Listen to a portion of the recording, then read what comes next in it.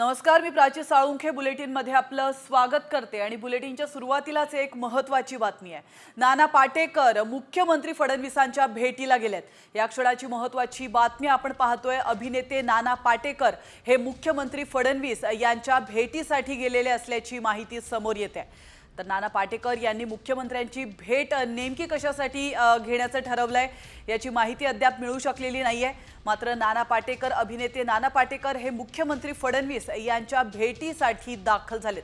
आपण या दृश्यांच्या माध्यमातून पाहू शकतो नाना पाटेकर मुख्यमंत्र्यांच्या भेटीसाठी गेलेले आहेत आणि भेटीचं कारण अद्याप कळू शकलेलं नाहीये।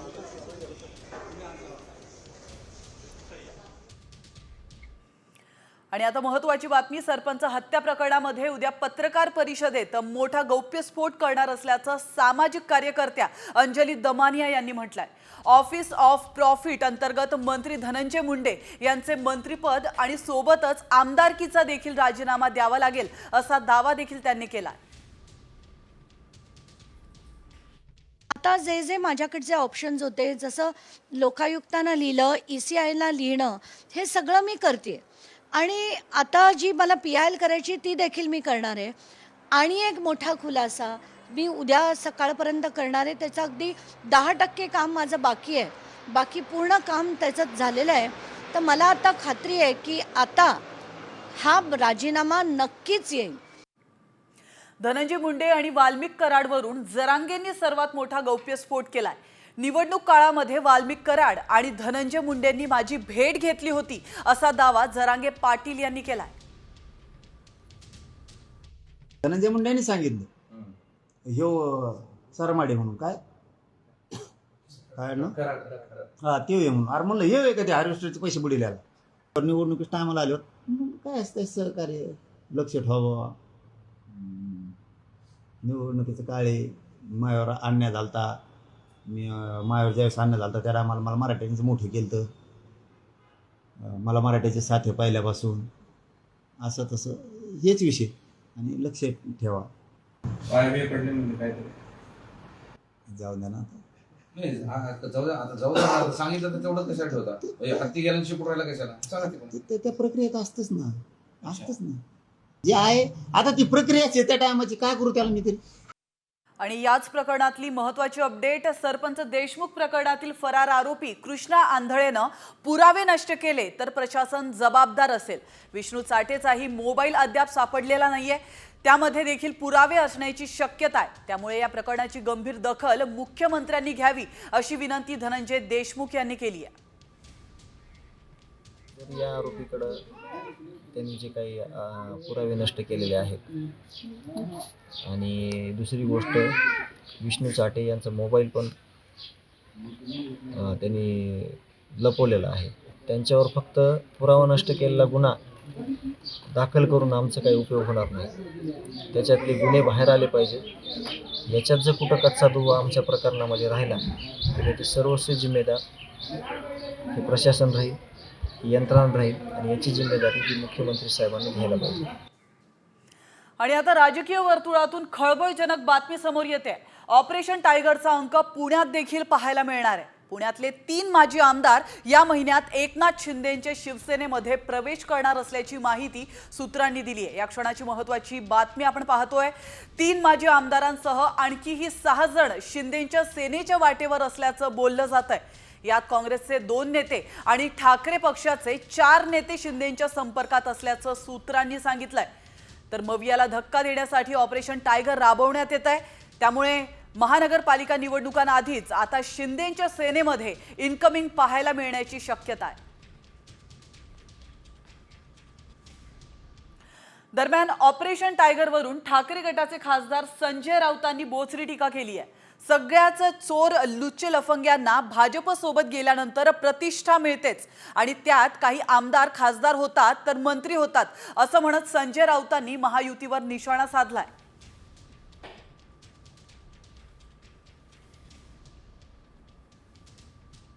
भ्रष्टाचारी आमदार होतात एवढंच मला माहिती आहे।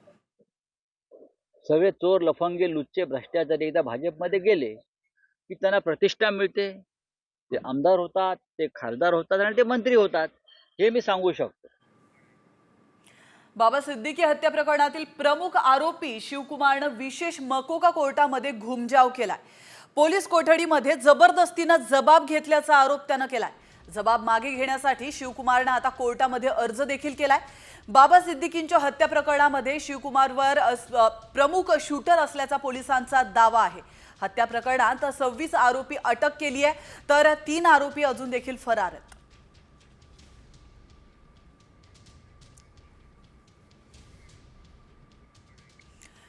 आणि आता एक महत्त्वाची अपडेट. शिवराज राक्षे आणि महेंद्र गायकवाडचं 3 वर्षांसाठी निलंबन करण्यात आलंय.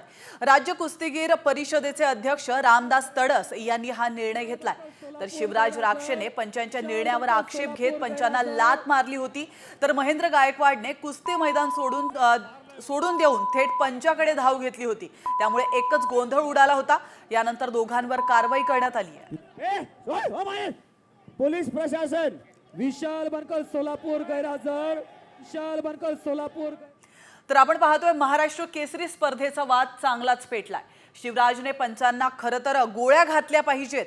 डबल महाराष्ट्र केसरी चंद्रहार पाटलांनी हे विधान केलंय. अतिशय धक्कादायक विधान समोर आलेलं आहे. माझ्या सोबतही वादग्रस्त निर्णय झाला होता असं देखील चंद्रहार यांनी म्हटलेलं आहे. मी तेव्हा आत्महत्येच्या विचारात होतं असं देखील चंद्रहार पाटलांनी म्हटलंय.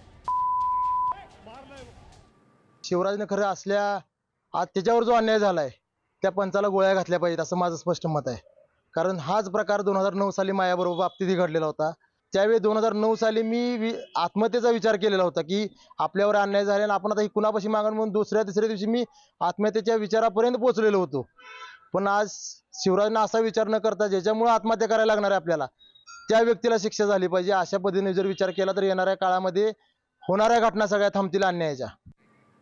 तर दुसरीकडे कारवाई एकतर्फी. पंचावरही कारवाई करावी अशी मागणी करण्यात येते. शिवराज राक्षेने ही आक्रमक भूमिका घेतलेली आहे.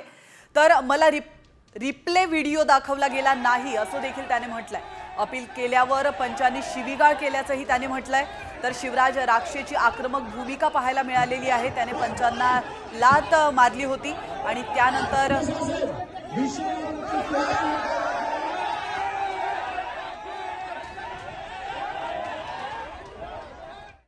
प्रत्येक आता त्यांनी कारवाई केलेली आहे. पंचांनी त्यांचं जो निर्णय आहे त्यांनी मीडियातर्फे सांगितलेलं आहे की पंचांकडून चूक झालेली आहे. पंचांनी आधी डिक्लेअर तिथं करायचं होतं व्हिडिओ दाखवून की बाबा व्हिडिओ बघून मग कुस्तीचा निर्णय घ्यायचा होता. मग तुम्ही आधीच निर्णय दिला आणि नंतर तुम्ही चूक दाखवताय.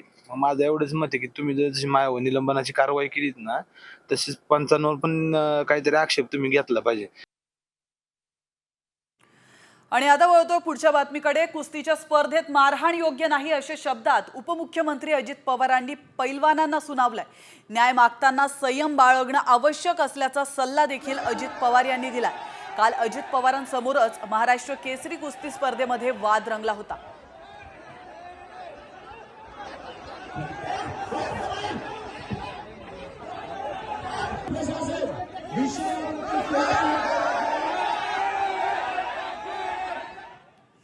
आणि आता एक राजकीय बातमी आहे. धर्मांतर विरोधी कायद्यासंदर्भात मत्स्य व्यवसाय आणि बंदरे मंत्री नितेश राणेंनी मोठा दावा केलाय. थोडं थांबा, आपल्या राज्यामध्ये धर्मांतर विरोधी कडक कायदा तयार करण्यात येणार आहे असा दावा मंत्री नितेश राणेंनी केलाय. तर राणेंच्या वक्तव्यानंतर काँग्रेस नेते मात्र चांगलेच आक्रमक झालेत.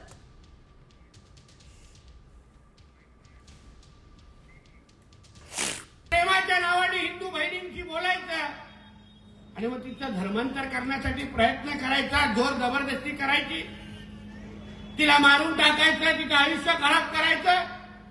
ही सगळी नाटकं आता आमच्या महाराष्ट्रात चालणार नाही. थोडा वेळ थांबा तुम्ही.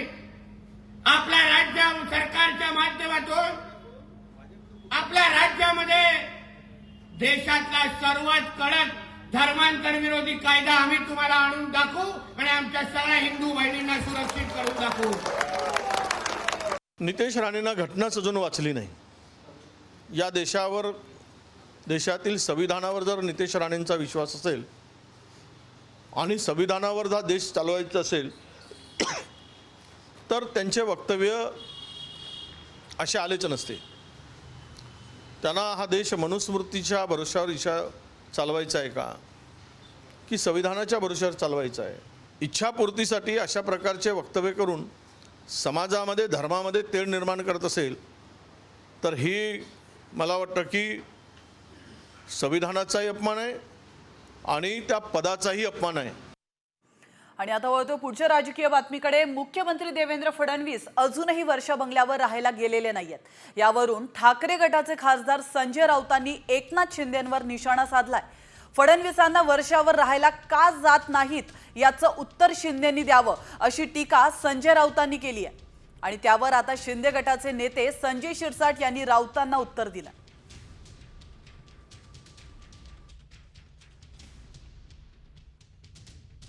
हे जे रामदास कदम आहेत ते स्वामी रामदास नाही आहेत की ज्यांचं तुम्ही ऐकायला पाहिजे. आता काळ्या जादूविषयी कोणी बोलायचं, मुळात ही अंधश्रद्धा आहे की देवेंद्र फडणवीस अद्याप वर्षा बंगल्यावरती का राहायला जात नाही. याचं उत्तर रामदास कदमांनी द्यावं किंवा एकनाथ शिंदेंनी द्यावं. देवेंद्र फडणवीस वर्षा बंगल्यावर जायला राहायला का घाबरतायत, त्यांचं कुटुंब का घाबरत आहे. तुम्ही रात्री तिकडे झोपायला तयार नाही आहेत. तुम्हाला कसली भीती वाटते, काय तिकडे असं घडलंय, तो काय याआधी घडवलंय. आम्ही राहायला जाताना काय करतो, त्याला थोडं आमच्या पद्धतीने रिनोव्हेट करतो, त्याला थोडीसं साफसफाई करून घेतो, त्याला कुठं कलर मारतो. या सर्व करायला थोडासा वेळ हा जातो आणि म्हणून त्यासाठी काळी जादू आहे, मग आता ते खणून पाहणार आहेत, कुठं काय गाडलंय का. या सगळ्या बकवास गोष्टी फक्त संजय राऊत शिवाय दुसरा या महाराष्ट्रात दुसरा कोणी करू शकत नाही. मला वाटतं अंधश्रद्धेच्या पायीच यांनी त्या उबाटाची वाट लावलेली. बंगालचा जादूगर हा नेहमी त्याच्या दारात असतो हे त्यांनाही माहिती आहे, म्हणून त्यांना कोणीतरी सांगितलं असावं आणि त्या आधारावर त्यांनी केलेले हे स्टेटमेंट आहे. आणि आता बातमी आहे मराठा आरक्षणासंदर्भातली. मराठा नेते मनोज जरांगे पाटलांनी पुन्हा एकदा सरकारला अल्टिमेटम दिलाय. मराठा आरक्षणाचा विषय तातडीनं मार्गी लावा, नाहीतर आम्ही उग्र आंदोलन करू असा अल्टिमेटम त्यांनी दिलाय. दरम्यान जरांगे पाटील नेमकं काय म्हणालेत आपण पाहूया. आणि शिंदे समितीला कामाला लावून मंगळवारी बुधवारी उद्या तातडीनं ते मार्ग काढा ही माझी तुम्हाला विनंती आहे. कारण माझे माणसं पोरं मरायला लागलेत, मरायला. हात पाय नाही मोडला त्यांचा मुख्यमंत्री साहेब. नसता आंदोलन उग्र करावं लागेल ना मला राज्यात, आणि मला जातीपेक्षा काय मोठं नाही. मी नसतो गिनीत मग मी सुरू करीन. माझे हात जोडून शेवटची विनंती आहे की तुम्ही तातडीनं ते मंगळवारी बुधवारी मार्ग काढा. कारण आमचे लेकरं मरायला लागलेत, लेकरं. आणखीन आत्महत्यांचे पैसे द्यायला तयार नाहीत तुम्ही. आणि आता बातमी आहे शिर्डीतून. शिर्डी साई संस्थांच्या 2 कर्मचाऱ्यांची हत्या झाल्यानंतर जुन्या वादाला पुन्हा नव्याने तोंड फुटलाय. मोफत अन्नछत्रामुळे शिर्डीत गुन्हेगारी वाढली असा पुनरुच्चार सुजय विखे पाटील यांनी केलाय. त्यामुळे शिर्डीत मोफत अन्नछत्राचा मुद्दा पुन्हा एकदा ऐरणीवर आला. हे जे मोफत अन्नछत्र यामुळे वाढती गुन्हेगारी आणि यामुळे हे जे बाहेरचे लोक आलेले असावेत रोजगाराच्या माध्यमातून किंवा या सगळ्या प्रक्रियेच्या माध्यमातून जे शिर्डी मोफत करून ठेवलेली आहे त्याच्या माध्यमातून आजचा हा दिवस यावा ही दुर्दैवी बाब आहे. आणि ही आमची मागणी आज त्या ठिकाणी कदाचित महाराष्ट्राला कळेल की आम्ही जे बोललो होतो ते कोणत्या उद्देशाने बोललो होतो. तर शिर्डीतील या दुहेरी हत्याकांड प्रकरणी एका संशयिताला पोलिसांनी ताब्यात घेतलाय. साई संस्थांच्या 2 कर्मचाऱ्यांची अज्ञातानं चाकू भोसकून हत्या केली होती. 3 वेगवेगळ्या ठिकाणी तिघांवर चाकूनं हल्ला करण्यात आला होता. तर पहाटेच्या सुमारास ड्युटीवर जाताना हा हल्ला झाला. तर आपण या दृश्यांच्या माध्यमातून पाहू शकतो या हल्ल्याचं सीसीटीव्ही फुटेज देखील समोर आलेलं आहे. तर या दुहेरी हत्याकांड प्रकरणी एका संशयिताला आता ताब्यात घेण्यात आलंय.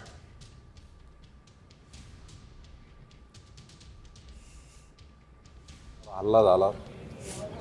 सकाळी ड्युटीला चालले होते ते, त्यांची सकाळची ड्युटी होती, ते घरून निघाले, त्यांच्यावर परांघातात हमला झाला. ते डॉक्टरनं आधी काही सांगितलं नाही आम्हाला.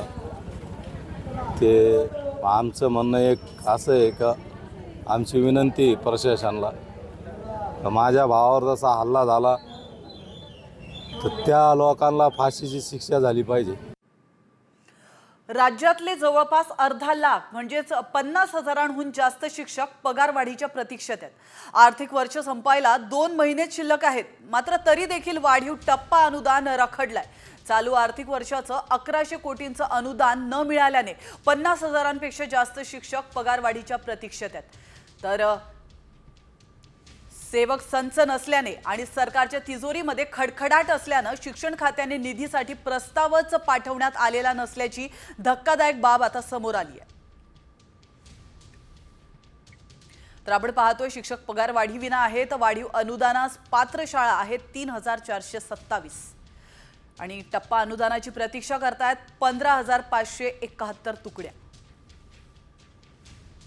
पगारवाढीतील अंदाजे शिक्षक आहेत 51,000. वाढीव टप्प्यासाठी अपेक्षित निधी आहे 1100 कोटींचा. आणि आता एक महत्त्वाची ब्रेकिंग न्यूज समोर येते. भारतीय शेअर बाजारात आज मोठी घसरण पाहायला मिळाली आहे. सेन्सेक्स 700 अंकांनी कोसळलाय, तर निफ्टीमध्ये देखील 200 पेक्षा जास्त अंकांची घसरण पाहायला मिळाली आहे. त्यामुळे गुंतवणूकदारांचे 5 मिनिटातच 5 लाख कोटींचे नुकसान झालेलं आहे. सकाळी 10:15 बीएससी सेन्सेक्स 76,812च्या अंकांपर्यंत पोहोचला होता. तर बीएससी सेन्सेक्स वरील 30 पैकी केवळ 9 शेअर्समध्ये तेजी दिसून आली आहे. तर 21 शेअर्स हे घसरल्याचं पाहायला मिळालंय. निफ्टी 50 मध्ये देखील 38 शेअर्स घसरले होते. अमेरिकेचे राष्ट्राध्यक्ष डोनाल्ड ट्रम्प यांच्या टॅरिफ वॉरचा परिणाम जागतिक बाजाराप्रमाणेच भारतीय शेअर बाजारावरही दिसून आलाय.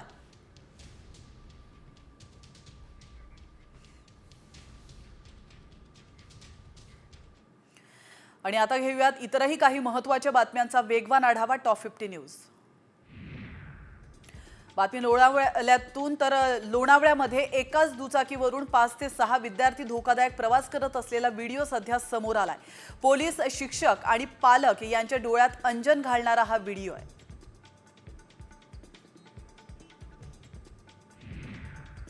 पुण्यातील पेठ परिसरामध्ये महाविद्यालयीन युवकाला बेदम मारहाण करण्यात आली आहे. ही घटना सीसीटीव्ही कॅमेऱ्यात कैद झाली असून या संदर्भात पोलीस अधिक तपास करतात.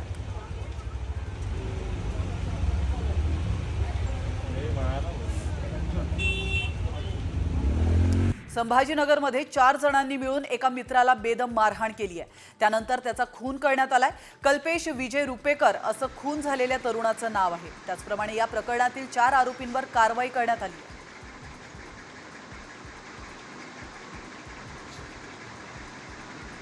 एमपीएससीची प्रश्नपत्रिका 40 लाखांना विकण्याबाबतच्या ऑडिओ क्लिप प्रकरणी मोठी कारवाई करण्यात आली आहे. आणखी 2 आरोपींना बेड्या ठोकण्यात आल्यात.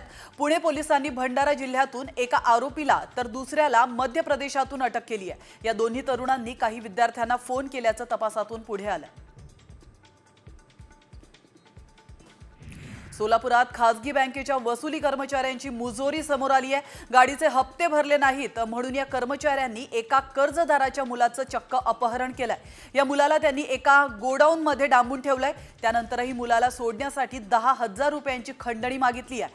अपहरण करणाऱ्या तिघांविरोधात गुन्हा दाखल करण्यात आला.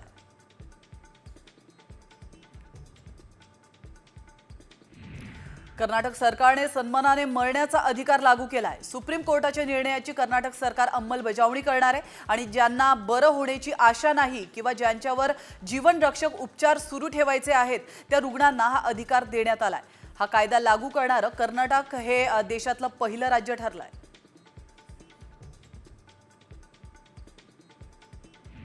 जीबीएस या आजारामुळे पुणेकरांची चिंता अधिकच वाढली आहे. पुण्यामध्ये जीबीएस रुग्णसंख्या आता 158 वर गेली आहे. पुण्यामध्ये रविवारी 3 नवीन रुग्ण आढळलेत, तर सध्या 21 रुग्ण हे व्हेंटिलेटरवर आहेत.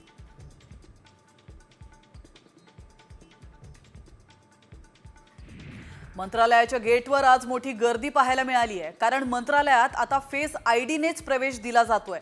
अनेक अधिकारी आणि कर्मचाऱ्यांचं फेस आयडीच करण्यात आलेलं नाहीये. त्यामुळे त्यांच्यावर पास काढून जाण्याची वेळ आली आहे आणि याच कारणाने मंत्रालय गेटवर मोठी गर्दी पाहायला मिळाली आहे. नवी मुंबईत उद्या पाणी पुरवठा बंद राहणार आहे. मुख्य जलवाहिनीच्या दुरुस्तीच्या कामासाठी उद्या सकाळी 10 ते रात्री 8 वाजेपर्यंत 10 तास पाणी पुरवठा बंद राहील. तर बुधवारी कमी दाबाने पाणी पुरवठा केला जाणार आहे. नागरिकांनी पाण्याचा योग्य वापर करावा असं आवाहन प्रशासनातर्फे करण्यात येत आहे.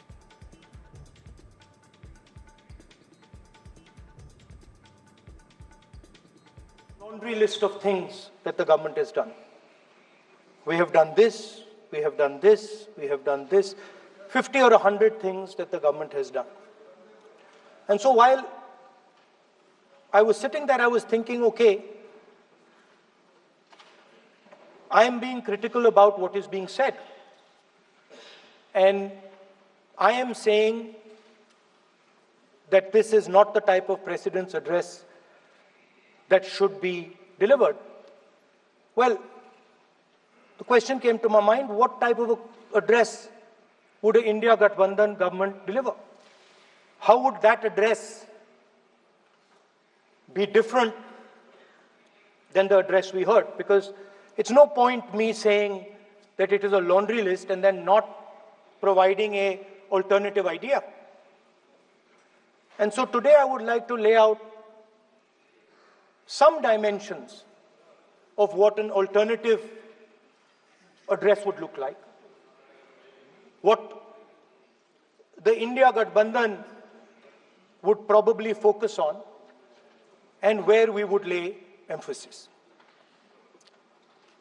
The future of this country is going to be decided by the young men and women of this country, the youth of this country. So I think anything we say has to be addressed to them, has to be spoken to them. The first thing in front of us, and this is something I'm sure the Prime Minister would accept, and pretty much everybody in this room will accept, is that even though we have grown fast, we are growing slightly slower now, but we are still growing. A universal problem that we have faced is that we have not been able to tackle the problem of unemployment. No, neither the UPA government nor today's NDA government has given a clear-cut answer to the youth of India about employment.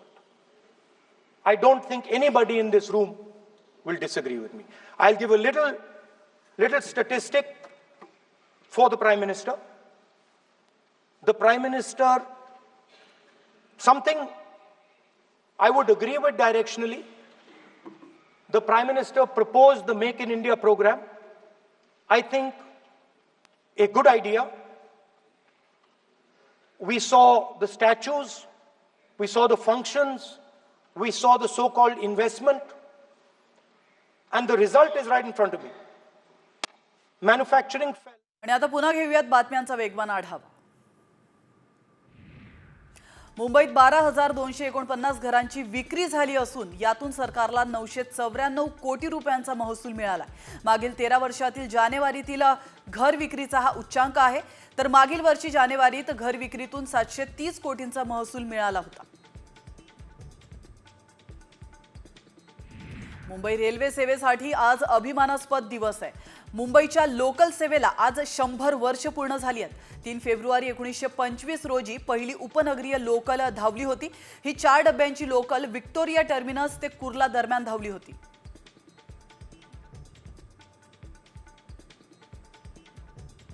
राज्यातले जवळपास अर्धा लाख म्हणजेच 50,000हून अधिक शिक्षक पगारवाढीच्या प्रतीक्षेत आहेत. सरकारच्या तिजोरीमध्ये खडखडाट असल्याने शिक्षक खात्याने निधीसाठी प्रस्तावच पाठवण्यात आला नसल्याची बाब समोर आली आहे. बाळाच्या पोटात बाळ असलेल्या महिलेची बुलडाणा जिल्हा रुग्णालयात प्रसूती झाली आहे. महिला आणि बाळाची ही प्रकृती स्थिर आहे. बाळाच्या पोटात असणारं बाळ शस्त्रक्रिया करून काढण्यात येईल. महिलेच्या पोटामध्ये बाळ आणि त्या बाळाच्याही पोटात बाळ या गर्भधारणेला वैद्यकीय भाषेमध्ये फिट्स इन फेटू असं म्हणतात. राज्याची सागरी सुरक्षा भक्कम करण्याच्या दृष्टीने मत्स्य व्यवसाय विभागाने महत्त्वाचं पाऊल उचललंय आणि त्या दृष्टीने राज्यातील सर्व बंदरांवर मासेमारीसाठी जाणाऱ्या प्रत्येक खलाशाने QR कोडेड आधार कार्ड जवळ बाळगणं आवश्यक असल्याचे निर्देश मत्स्य व्यवसाय विभाग आयुक्त किशोर तावडे यांनी दिलेत. दुसरीकडे राज्यामध्ये विकास कामांची कोट्यवधींची बिलं थकली आहेत, त्यामुळे 4 लाख कंत्राटदारांनी काम बंद आंदोलनाचा इशारा दिलाय. विविध विभागातील 4 जुलै 2024 पासून तब्बल 89,000 कोटी रुपये बिल पोटी थकल्यात. कंत्राटदार संघटनांनी 5 फेब्रुवारी पासून काम बंदचा इशारा दिला. केंद्रीय अर्थसंकल्पात सुधारित उडान योजना जाहीर करण्यात आली आहे आणि त्यानुसार जळगाव विमानतळावरून नवीन विमानसेवा सुरू होण्याची शक्यता आहे. यात दिल्ली, जयपूर, तिरुपती आणि इंदूर या शहरांसाठी विमानसेवा सुरू करण्याबाबतचा प्रस्ताव नागरी उड्डाण विभागास देण्यात आला आहे.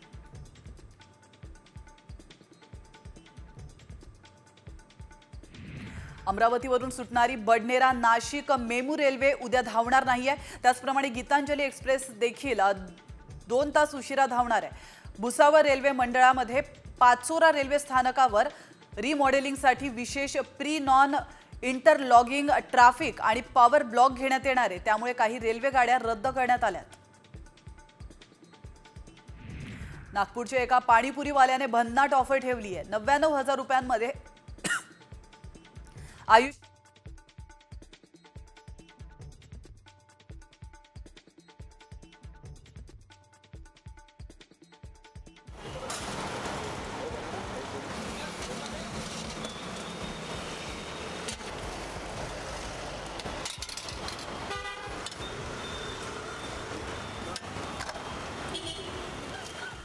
वर्धा रोडवर रहाटे कॉलनी चौकाच्या रस्त्यावर विजय गुप्ता हा पाणीपुरी विकतो. मात्र कॉर्पोरेट कंपन्या जसं डिस्काउंट देतात तशीच ऑफर या पाणीपुरीवाल्याने देखील दिली आहे. रायगडच्या मुरुड समुद्र किनारी बैलगाडा शर्यतीचं आयोजन करण्यात आलं होतं. पंचक्रोशीमध्ये बैलगाडा मालकांनी स्पर्धेत भाग घेतला होता. यावेळी शर्यत पाहण्यासाठी लोकांनी मोठ्या प्रमाणात गर्दी केली.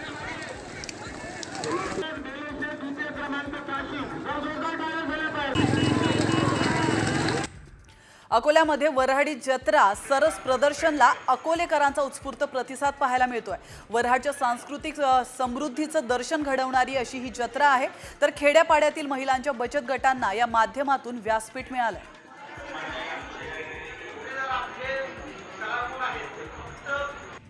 जगद्गुरू संत श्रेष्ठ तुकाराम महाराजांच्या पदस्पर्शाने पावन झालेल्या श्री क्षेत्र भंडारा डोंगरावर 2 फेब्रुवारी ते 9 फेब्रुवारी अखंड हरिनाम सप्ताहाचं आयोजन करण्यात आलंय.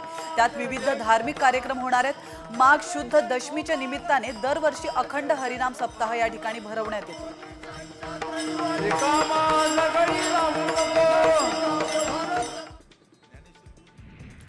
तर उदित नारायण नंतर आता आणखी एका गायकाचा व्हिडिओ व्हायरल झालाय. पंजाबी गायक गुरु रंधावा सोबत सेल्फी घेताना चाहतीनं त्याला अचानक किस केलाय. मात्र रंधावा लगेच मागे झाला आणि त्याने तिच्या सोबत हस्तांदोलन केलं.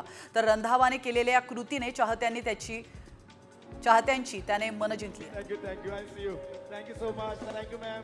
थँक्यू.